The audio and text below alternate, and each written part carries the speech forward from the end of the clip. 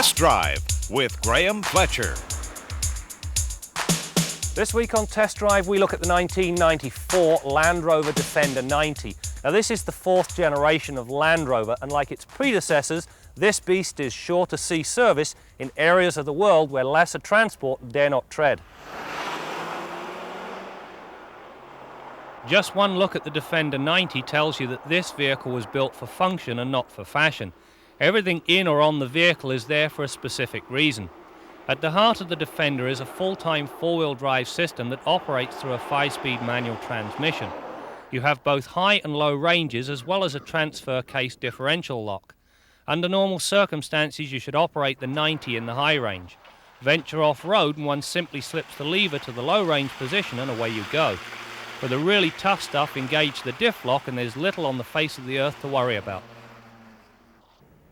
Combine that with an all-aluminum 3.9-litre V8 that produces 182 horsepower and 232 pounds-feet of torque, and you have a setup that could pull the skin off a rice pudding in one piece. For the record, the Defender 90 is capable of eclipsing the 100k mark in about 9 seconds. Given that this vehicle was designed for its off-road prowess and functionality, the level of performance truly surprised me. As with the rest of the design, there is a specific rationale behind the suspension setup. Both front and rear feature coil springs with long travel, double-acting hydraulic shocks. The vertical wheel travel is a whopping 9 inches up front and 11 inches in back. This gives the vehicle a tremendous off-road capability. You'll notice that the setup is not independent because making it so would compromise ground clearance. The overall ride is harsh and somewhat stiff. That said, it is not unbearable, and given the off-road capability, it's something I could learn to live with.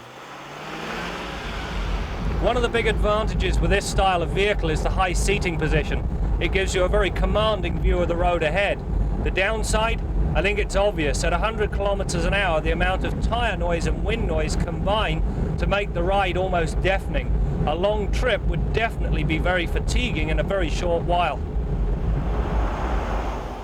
The interior layout is almost as unique as the exterior appearance.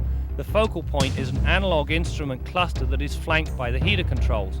In the middle of the dash is the clock and optional air conditioning controls. You'll note no radio. It's housed between the front seats and features a clever lockable flap to keep prying eyes off the set. The front seats are reasonably comfortable and do provide the required level of support. The back seat is a cozy affair that is like far too much of the equipment, and that is optional. It does, however, provide an extra 2 seats and when folded up, plenty of storage space. True to form, this Defender 90 has an all-aluminum body which gives it great corrosion resistance. Now, to ensure the requisite level of safety, they've installed a full roll bar, a great set of step-up bars, a set of front brush bars, but most importantly of all, there's an optional 8,000-pound winch. Now that's very important if you do a lot of off-roading on your own. The stopping power is provided by a 4-wheel disc brake setup. During the brake test, the Defender required just 121 feet to stop from 80k. The pedal feel and control is excellent. One of the unique Land Rover traits is the parking brake. It's a drum type that acts on the output shaft of the transfer case. 2 points to remember. One, when it's applied, it effectively locks the entire drivetrain. And secondly, never try a handbrake turn. The results will do more than surprise. Well, that's it for this week's test drive. I think it's evident that the Defender 90 does have its shortcomings. That said, I defy anybody to find a new car that has as much soul, personality and character as this baby. Anyway, if you do go off-roading, remember, treat the environment with the respect it deserves and always tread lightly.